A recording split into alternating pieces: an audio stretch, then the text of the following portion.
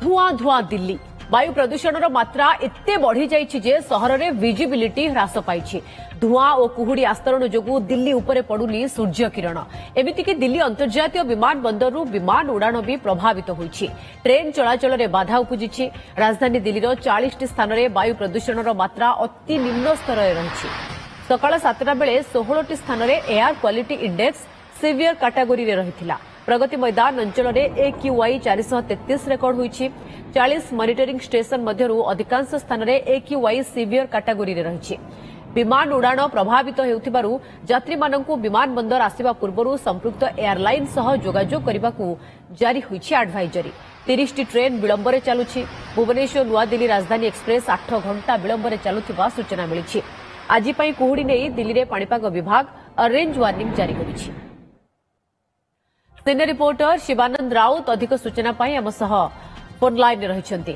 शिवानंद, दिल्ली रे पुणी कुहुड़ी एवं वायुर मान पुणी अति निम्न स्तर को जाइछि। ता भितरे जानिबा को चाहे सबुठु को अंचल रे स्थिति अधिक संगीन एवं केते असुविधा होछि साधारण लोकंकु जीवन यात्रा केते प्रभावित होइछि?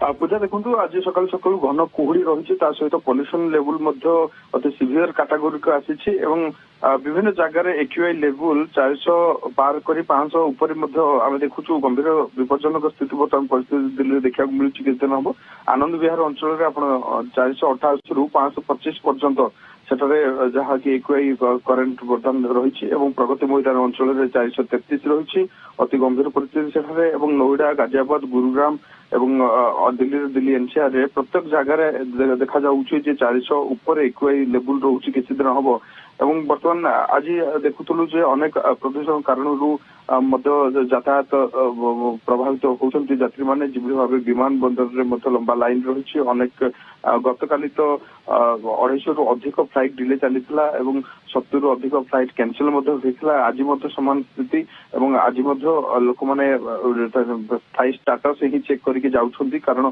सेटा पहुंचवा पर अनेक विमान जेहेतु डिले हो जाउछि यात्री मानकु अनेक समय धरिक अपेक्षा करिया पड़ुछि एवं प्रदूषण आपण जानिछंती मुख्य कारण कि जानवाहन निर्गत धुआं ठारू आरंभ कर निर्माण कार्य शिल्प बाहर धुआं ये सब निश्चित भाव में मुख्य कारण किंतु यार सॉल्यूशन बर्तमान जेहेतु सरकार पाखे नहीं बर्तमान दिल्ली में शीत ऋतु चली पवन जो गति रहा कथा से बर्तमान स्थिर हो जाए जहाँफल धूली धुआं और पॉल्यूशन कुहुड़ी सब मिसी गोटे डेडली कॉम्बिनेशन बोलूची ये आहरी गोटे 2 सप्ताह लगी अनुमान करा जेहेतु IMD कहूँ 22 तारीख पर गोटे प्रकार पवन चलाचल स्वाभाविक हम और पॉल्यूशन टिके मुक्ति मिल किंतु केते दूर से पॉल्यूशन दूर हो पार समस्त अपेक्षा कारण प्रति वर्ष तो ये समस्या एवं चलित वर्ष सेही प्रदूषण स्थिति जहाँ लोकों को नाकेदम करिछि जनजीवन को प्रभावित करिछि एकदम अस्तव्यस्त कर